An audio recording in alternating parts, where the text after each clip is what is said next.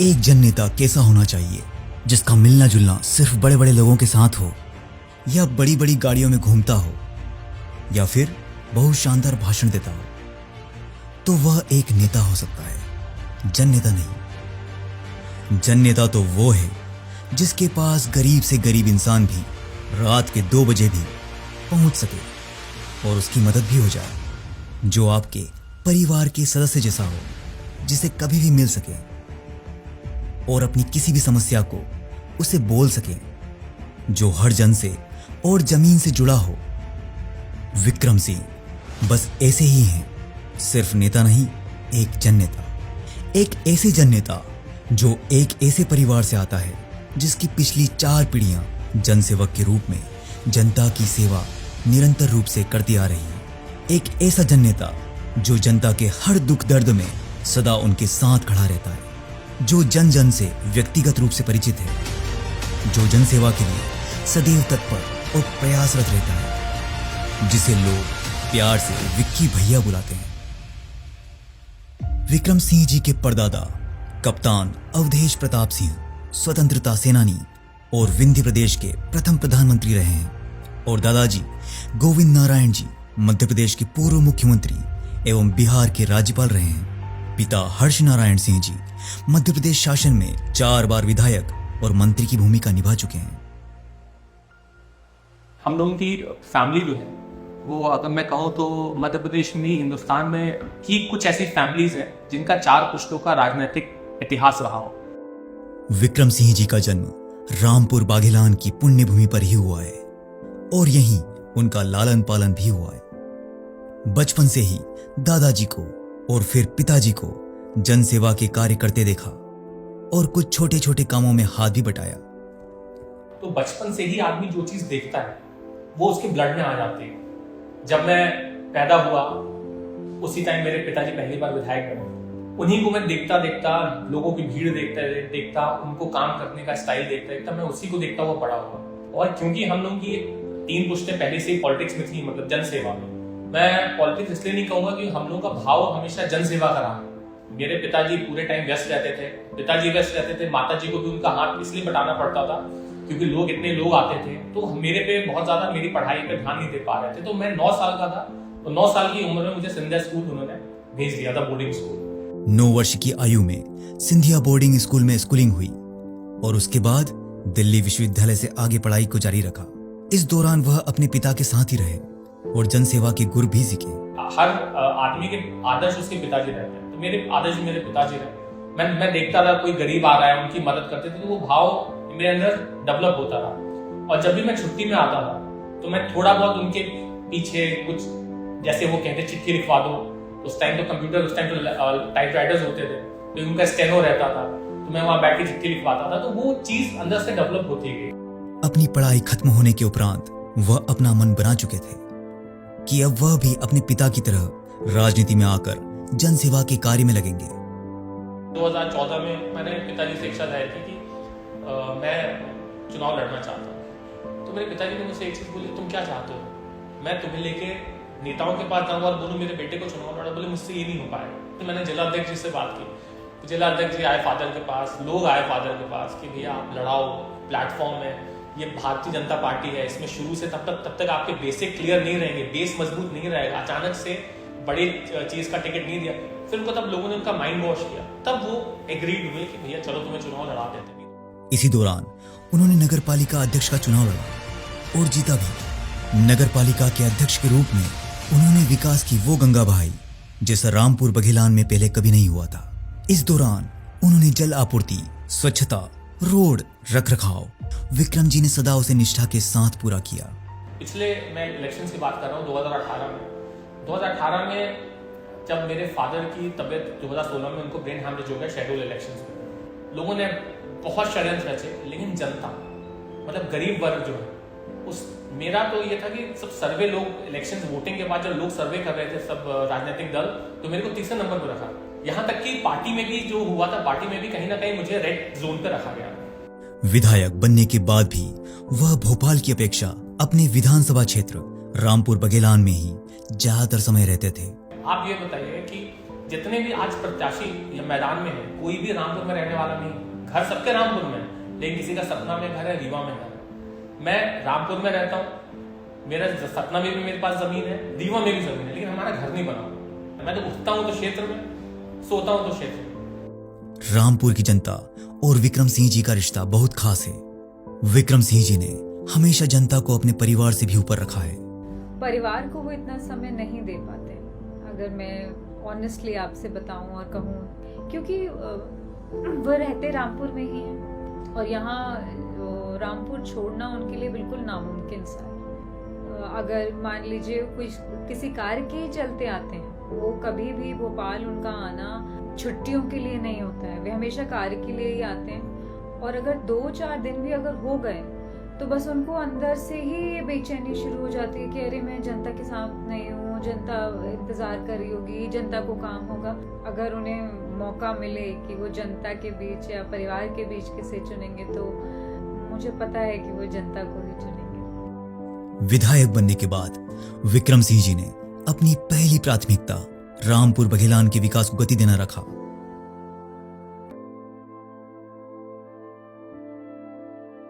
जनता के आशीर्वाद से विधायक बन गया, लेकिन थोड़ा हम लोग का थोड़ा सा दुर्भाग्य था कि सरकार हम लोग की नहीं थी। और ये बात सब जानते हैं, जब आदमी सरकार में नहीं रहता है तो उसके काम भी कम होते हैं, उसकी सुनी भी कम जाती है। उसके बाद जैसे ही हमारी सरकार आई भारतीय जनता पार्टी की, उसके साथ एक बहुत बड़ी महामारी आई कोरोना, उससे सब भली भांति परिचित है। आपका सच्चा हितैषी वही हो सकता है जो आपके बुरे समय में काम आए। और विक्की भैया की जनता के चहीते होने का कारण भी यही है कि वह रामपुर की जनता के हर बुरे वक्त में काम आते हैं। जब कोविड महामारी फैली थी, तब भी अपनी और परिवार की परवाह किए बिना वह जनता की सेवा में लगे रहे। 2 साल में शिक्षा के क्षेत्र में, जैसे एक पहले स्कूल उन्नयन की प्रथा ये होती थी कि हर साल 2-3 स्कूल उन्नयन कर दिए जाते हैं, लेकिन हमारे माननीय मुख्यमंत्री जी और माननीय शिक्षा मंत्री जी ने एक बहुत अच्छा कॉन्सेप्ट निकाला सीएम राइज का। क्योंकि गवर्नमेंट स्कूल जो होते हैं जनरली, अब उसमें जो शिक्षक होते हैं बहुत अच्छे होते हैं, कुछ होते हैं जिनको कुछ नहीं आता, तो सरकारी स्कूल की कंडीशंस बहुत अच्छी नहीं रहती। तो सीएम राइज का एक कॉन्सेप्ट ये है कि एक बहुत बड़ा कैंपस 5-6 एकड़ का रहेगा, जहाँ पर एक बहुत बड़ा स्कूल रहेगा, वहाँ के 10-15 किलोमीटर के जितने भी विद्यार्थी रहेंगे उनको बस से लाने ले जाने की सुविधा रहेगी, वहाँ प्ले ग्राउंड रहेगा, वहाँ स्विमिंग पूल रहेगा, टीचर्स के अकोमोडेशन की वहाँ जगह रहेगी, टीचर्स वहीं रहेंगे। हमारे विधानसभा में कई स्कूल पीएम राइज में भी गए। रामपुर में ITI कॉलेज नहीं था, इसके लिए हम लोग सतना या अमरपाटन जाना पड़ता था। तो माननीय मुख्यमंत्री जी से मैंने बहुत निवेदन किया, उन्होंने एक यहाँ पे ITI कॉलेज दे दिया, जिसका काम बहुत तेजी से चालू है। एक छोटी सी समस्या हमारे जो रामपुर का महाविद्यालय है उसमें ये थी कि जब वो कॉलेज शुरू हुआ उस टाइम एक ही संकाय के साथ शुरू हुआ था। वो आज भी उसी स्थिति में है कि एक संकाय चल रही है उसमें। मैंने माननीय मुख्यमंत्री जी से निवेदन किया कि मैंने कहा क्योंकि वो महाविद्यालय मेरे ग्रैंडफादर के नाम पे है और मेरे ग्रैंडफादर जब CM रहे तो उन्होंने रीवा यूनिवर्सिटी उनके द्वारा ही यहाँ लाई गई, क्योंकि पहले यहाँ के लोगों को सागर जाना पड़ता था, तो उनके नाम पर है। तो इसको प्लीज आप अगर सारे संकाय चालू हो जाए, क्योंकि उसमें हर सारी फैसिलिटी सारी है। तो उन्होंने उसको A+ मॉनिट कर दिया है कि बोले अगले सेशन से वो 100% उसमें सारे संकाय चालू हो जाएंगे। कोटर में महाविद्यालय के लिए भी मैंने उनसे निवेदन किया कि एक मेरे विधानसभा में एक तहसील है कोटर, वहाँ क्योंकि यहाँ से उसका डिस्टेंस काफ़ी है, मैंने कहा वहाँ भी एक महाविद्यालय हो जाए। तो उसके लिए भी A+ मॉनिट उन्होंने कर दिया है कि उसको भी हम कंसिडर करके अगले सेशन में उसको भी हम जोड़ेंगे। इस बात को विक्रम जी और उनके पूर्वजों ने सदा बेहतर तरीके से समझा। अवधेश प्रताप सिंह जी ने रीवा में विश्वविद्यालय हेतु प्रयास किए और आज अवधेश प्रताप सिंह विश्वविद्यालय रीवा प्रदेश और देश के प्रख्यात विश्वविद्यालयों में शामिल है। इसी तरह विक्रम सिंह जी का भी शिक्षा को लेकर एक विशेष आग्रह है। पहले अपन रोड्स की बात ले लें तो मुझे ऐसा लगता है कि हमारे उन गाँव में जहाँ पर जमीन प्राइवेट है और अपन वहाँ पे काम नहीं कर पा रहे, सिर्फ वही गाँव ऐसे बचे हैं जहाँ पे रोड नहीं बनी। ऐसे बहुत ज्यादा गाँव नहीं है, गाँव के मेन रोड तो सारी बनी है, गाँव के अंदर की कुछ रोडें हैं जहाँ पर प्राइवेट जमीन है, वो आदमी देना नहीं चाहता है, कहीं कोर्ट केस चल रहा है, तो वो जमीनें बची। बाकी मैं आपको बताऊं, मेरे पिछले 5 साल में मैं आपको इतना बताऊं, कम से कम 30 करोड़ की अलग अलग रोडें, 30 करोड़ की रोडें मैंने यहाँ पे सैंक्शन कराई माननीय मुख्यमंत्री जी से निवेदन करके। देखिए, जैसा कि आपको मालूम है, मेरी विधानसभा ग्रामीण विधानसभा है, यहाँ पर गांव ज्यादा है शहर का, तो यहाँ पर लोग ज़्यादातर खेती किसानी में ही रहते हैं। और यहाँ की जो सबसे महत्वाकांक्षा योजना रही, जिसके कारण पूरा विंध्य प्रदेश, हमारा रीवा सतना को आज ऑक्सीजन मिल रहा है, वो है बाणसागर परियोजना। मुझे बताते हुए बड़ा गर्व हो रहा है कि बाणसागर परियोजना की नींव मेरे ग्रैंडफादर डॉक्टर गोविंदनाथ सिंह द्वारा रखी गई थी। अगर वो ये नहीं सोचते तो शायद आज यहाँ की किसान और यहाँ के खेत पानी के लिए तरस आते। विधानसभा के 4 हिस्से हो गए, तो मेरे 4 हिस्सों में, जैसे एक आपका उत्तरी हो गया, दक्षिणी हो गया, पूर्वी हो गया, पश्चिमी हो गया। तो मेरे दक्षिणी हिस्सा जो था, जो कि मेरा सबसे स्ट्रॉन्गेस्ट बेल्ट हमेशा रोड के इस पार आता है, सबसे मेरा स्ट्रॉन्गेस्ट जो मेरा एरिया है वही था। लेकिन वहां पे पानी हम लोग नहीं पहुंचा पा रहे थे, जिसकी वजह से बार बार लोग पानी की डिमांड करते थे। पिछली बार माननीय मुख्यमंत्री जी आए तो लोगों ने प्लैक कार्ड लेके खड़े रहे कि नहर नहीं तो वोट नहीं। तो हम लोग इस चीज को लेके बहुत सीरियस रहे शुरू से। मैं माननीय मुख्यमंत्री से निवेदन करता रहा। पहले हम लोग ये चाह रहे थे कि बाणसागर का पानी यहाँ पर लेके आए, तो माननीय मुख्यमंत्री जी से मैं गया, मिला। माननीय मुख्यमंत्री ने सीधे सी को फोन किया, सी ने सर्वे किया। सर्वे करके उन्होंने ये बताया कि बाणसागर का पानी यहाँ पर आना संभव नहीं है, क्योंकि ये एरिया बहुत ऊंचाई में है, और अगर हम लोग वहां का बाणसागर पानी लाते हैं तो एक्स्ट्रा कॉस्ट बहुत ज्यादा आएगी, क्योंकि हम लोग को बहुत ज्यादा नहर नीचे खोदनी पड़ेगी। मैंने माननीय से बोला, माननीय अपन ने वादा किया है, और मैं सीएम साहब का बहुत बहुत धन्यवाद देना चाहूंगा। उनका विजन बहुत क्लियर रहता है और वो काम करने के मामले में मैंने ऐसा मुख्यमंत्री नहीं देखा। तो उन्होंने फिर प्रस्ताव बनवाया। फिर एक यहाँ बरगी डैम का पानी हमारे सतना के अन्य क्षेत्र में आ रहा था, तो उन्होंने हमारा क्षेत्र भी उस बरगी से कनेक्ट करा दिया। तब मैंने लोगों को बताया, लोगों ने बोला कुछ क्या है कि कुछ सामाजिक लोग भी होते हैं जो समाज को बरगलाते हैं, तो उन्होंने बोला अरे झूठी घोषणा है ये। तो मैंने माननीय से निवेदन किया, मैंने कहा साहब अपना काम शुरू हो जाए। मैं बहुत बहुत धन्यवाद देना चाहूँगा सीएम साहब को कि लगभग 150 से 200 करोड़ की बहुती कनाल जो मेरे दक्षिणी क्षेत्र में आती है, उसका काम लगातार चालू। मतलब हम फील्ड में देख सकते हैं कि नहर बन रही है, जो उसके एक्वेडक्ट्स हैं, जो स्ट्रक्चर्स हैं, वो सब उन पे काम चालू है। फिर मेरे एक मेरा बेला बहुती का एक प्रोजेक्ट था जो हमारे दक्षिणी क्षेत्र में है। एक हमारा बरगी का प्रोजेक्ट था, वो प्रोजेक्ट पहले लॉन्च हो चुका था, वो टेंडर हो चुके थे, लेकिन एक कंपनी थी वो काम ना करके उसने आधे में काम छोड़ दिया, तो वो पैसा फंस गया था, तो उसका बजट नहीं आ रहा था। तो मैंने माननीय मुख्यमंत्री जी से निवेदन किया, मैंने कहा हमारा एक बहुती का प्रोजेक्ट है जिसमें हमारे लगभग 40 गाँव प्रभावित हुए। तो माननीय मुख्यमंत्री जी ने वो बजट भी स्वीकृत करके उसका टेंडर भी हो गया, टेंडर एक ठेकेदार ने ले भी लिया, उसका काम भी बहुत जल्दी से चालू हो जाएगा। तो मुझे ऐसा लगता नहीं है कि एक मेरा कोई भी ऐसा क्षेत्र अब असिंचित बचेगा। तब ये बरगी का और बरही का पानी आ जाएगा तो मेरा 100% क्षेत्र सिंचित हो जाएगा। सड़क, पानी और बिजली ये किसी भी क्षेत्र के विकास के मूल आधार होते हैं। इस बात को समझते हुए विक्रम सिंह जी ने इनके लिए विशेष रूप से प्रयास किए। सड़क विकास के विभिन्न कार्य करवाए, जिसमें ज्यादातर ग्रामीण सड़कों का निर्माण कार्य है, क्योंकि ग्रामीण जनता सदा और अन्य मूलभूत आवश्यकताओं से हमेशा वंचित रह जाती है। पानी एक ऐसी आवश्यकता है जिसके बिना जीवन संभव नहीं है, और रामपुर बघेलान क्षेत्र की जनता हमेशा से ही पानी की समस्या से परेशान रही। इस बात को समझते हुए विक्रम जी द्वारा विभिन्न योजनाओं को क्षेत्र तक पहुंचाने का प्रयास किया गया, ताकि पानी की इस समस्या का समाधान किया जा सके। हर घर नल योजना के अंतर्गत हर ग्राम के हर घर तक पेयजल को पहुंचाने का प्रयास किया गया, जिसके लिए ज्यादातर जगह पर पानी की टंकी और पाइपलाइन डाली गई। रामपुर बघेलान के दक्षिण क्षेत्र में भी पानी का संकट बहुत गहरा है। बाणसागर की नहरों से पानी की मांग के प्रयासों से जनता की समस्या को देखते हुए रामपुर बघेलान में पानी की स्टोरेज की समस्या को देखते हुए पानी की टंकियों का कार्य भी चल रहा है। बिजली संबंधित समस्याओं को देखते हुए विक्रम जी के प्रयासों से एक इलेक्ट्रिक सब स्टेशन का प्रस्ताव प्रशासन के समक्ष रखा गया, जिसकी स्वीकृति होने के बाद इसे पूर्ण कर लिया गया।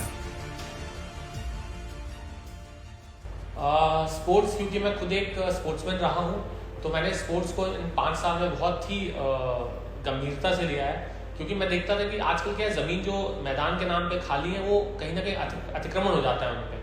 तो मैंने ये सुनिश्चित किया कि मैं विधानसभा में इतने स्टेडियम बनवा दूंगा कि जहां जहां जमीन हमको मिलेगी।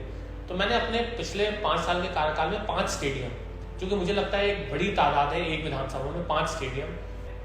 रामपुर नगर परिषद में स्टेडियम का टेंडर हो चुका है, काफी बड़ा स्टेडियम है, 3-1 करोड़ का स्टेडियम है। फिर एक हमने झंड एक गांव है वहाँ पर एक बहुत अच्छा हनुमान जी का मंदिर है, चोपड़ा नाथ स्वामी का। मैं एक वहाँ पे भागवत में गया था, लोगों ने वहाँ डिमांड की थी कि भैया एक स्टेडियम बन जाए, ज़मीन खाली है तो वहाँ पे भागवत भी हो सकती है, बच्चे भी खेल सकते हैं। एक वहाँ हमने 2 करोड़ का स्टेडियम मंजूर कराया। एक छिबौरा गाँव है, काफ़ी बड़ा गाँव है, वहाँ स्कूल के बगल में बहुत ज़मीन, वहाँ हमने एक स्टेडियम मंजूर कराया। एक बहेलिया भाट, एक रूहिया पंचायत में बहेलिया भाट गाँव है, वहाँ हमने एक स्टेडियम मंजूर कराया। एक खगौरा ग्राम पंचायत में इटाउर गाँव है, वहाँ हमने एक स्टेडियम मंजूर कराया। तो 5 स्टेडियम हमने मंजूर कराया। और एक इंडोर स्टेडियम का भी प्रस्ताव हम लोग, मैंने माननीय खेल मंत्री से मिला था तो उन्होंने प्रस्ताव मंगाया है। मैं होपफुली भगवान से ये मनाऊंगा कि इंडोर स्टेडियम भी हमारे यहाँ स्वीकृत हो जाएगा। युवाओं के विक्की भैया का उनके साथ एक अलग ही स्नेह है जिसे रामपुर बघेलान का हर एक युवा महसूस करता है। विक्रम जी के प्रयासों से रामपुर बघेलान क्षेत्र में 3 स्टेडियम बनवाए गए हैं ताकि बच्चों को शारीरिक गतिविधियों के पर्याप्त व्यवस्था और अवसर मिल सके। इसके साथ ही खेलकूद से संबंधित विभिन्न सामग्रियां भी उपलब्ध कराई जाती हैं। विधायक कप और अन्य विभिन्न प्रकार के टूर्नामेंट भी विक्रम जी द्वारा निरंतर करवाए जा रहे हैं। अगर मैं वापस आता हूँ तो निश्चित तौर पे मेरा व्यू बहुत क्लियर है, मुझे क्या करना है। मुझे अभी शिक्षा के क्षेत्र में बहुत काम करना है। मुझे यहाँ पे जो बच्चे पढ़ते हैं, मुझे उनको कहीं ना कहीं जो आधुनिक शिक्षा, जो आजकल कंप्यूटर क्लासरूम्स वगैरह होते हैं, मुझे ऐसा एक मॉडल तैयार करके मुझे कुछ जगह, मतलब मैं हर स्कूल में तो नहीं कर सकता, लेकिन एक 20 गांव के बीच में एक स्मार्ट क्लासरूम ऐसा करके मेरा एक बहुत मन है। क्योंकि मेरा आजकल कंप्यूटर नॉलेज बहुत ज़रूरी है। आपको कहीं भी आप जाएंगे तो आपको कंप्यूटर नॉलेज, क्योंकि हर चीज़ स्मार्ट हो चुकी है, अब लिखा पढ़ी वाला ज़माना नहीं रहा, अब सब ऑनलाइन हो चुका है। तो उस चीज़ की जानकारी सबको शुरू से ही हो सके, उसके लिए मैं काम करना चाहूँगा। जो लिंक रोड्स हैं, जैसे जो रोड हैं जो छूट गई हैं, या क्या है, पहले आदमी एक जगह रहता था, अब वो इतनी कॉम्पैक्ट बस्ती हो गई कि आदमी अपने में खेत में जाके बसने लगा। जैसे एक परिवार 10 का घर का, तो उधर जाके, तो मैं कोशिश करूंगा कि रोड कनेक्टिविटी जैसी हमारी मेन रोड्स में हर जगह है, वैसी छोटी रोड्स में भी हर जगह हो जाए। बिजली के उसमें मैंने आपको बोला है कि ट्रिपल RDS अगर हमारी योजना पूरी हो जाती है तो हमको काफ़ी राहत बिजली के समस्या से मिलेगी। और टूरिज्म में मैंने आपको बताया कि हम एक डेवलप करना चाहते हैं, बखिया बराज डैम को डेवलप करना चाहते हैं, सरमन बाबा की डोंगरी को डेवलप करना चाहते हैं, रामवन हमारे यहाँ बहुत अच्छा तीर्थ स्थल है, उसका और डेवलपमेंट करना चाहते हैं, डाइवर्सिटी पार्क हमारे यहाँ बन ही रहा है। एक और बहुत बड़ा काम हमारे विधानसभा में ये हुआ है कि हमारा एक RI सर्कल था मोहाली कटरा, जो कि विधानसभा रामपुर था, लेकिन तहसील और ब्लॉक दोनों अमर पाटन लगते थे। हम वोट हमको देते थे वो, लेकिन उनका कोई भी काम होता था तो उनको अमर पाटन जाना पड़ता था। और मध्य प्रदेश की हिस्ट्री में कभी भी एक RI सर्कल एक तहसील से कट के दूसरे तहसील में नहीं जुड़ा। मैं माननीय मुख्यमंत्री जी का बहुत बहुत धन्यवाद देना चाहूँगा कि उन्होंने ये प्रयास मेरे पिताजी ने शुरू किया। तो वो 24 ग्राम पंचायत अमरपाटन तहसील से कट के रामपुर तहसील में जुड़ चुके हैं। यहाँ ऑफिस लगने लगा है। ब्लॉक जो है, जो उनका ब्लॉक है, वो अभी भी अमरपाटन है। उसका भी प्रस्ताव राज्य शासन से बनके केंद्र शासन जाने वाला है। जब प्रसीमन होगा 2025-26 में, जब प्रसीमन होगा तो ये 24 पंचायतें अमरपाटन ब्लॉक से कट के ये भी रामपुर में जुड़ जाएंगे। तो मेरा ये मानना था कि जो लोग मुझे वोट दे रहे हैं वो वहाँ जाएंगे तो उनको भटकने के अलावा कुछ नहीं मिलेगा। तो मैंने इसलिए ये कराया कि वो मेरे पास आए, और मैं यहाँ पे रोज सुबह 8 बजे से 12 बजे तक, अगर मैं रामपुर में हूँ, 8 बजे से 12 बजे जन दर्शन के लिए मैं बैठता हूँ। कोई किसी को भी आना है, कोई अपॉइंटमेंट नहीं लेना, कोई फ़ोन नहीं करना, किसी से कुछ नहीं पूछना, सीधे घर के दरवाजे खोलें, आप सीधे रामपुर आ जाओ, क्योंकि रामपुर मुख्यालय भी है, यहाँ तहसील है, यहाँ सब कुछ है। तो यहाँ मैं 8 से 12 बैठता हूँ, जिसको आना है आओ।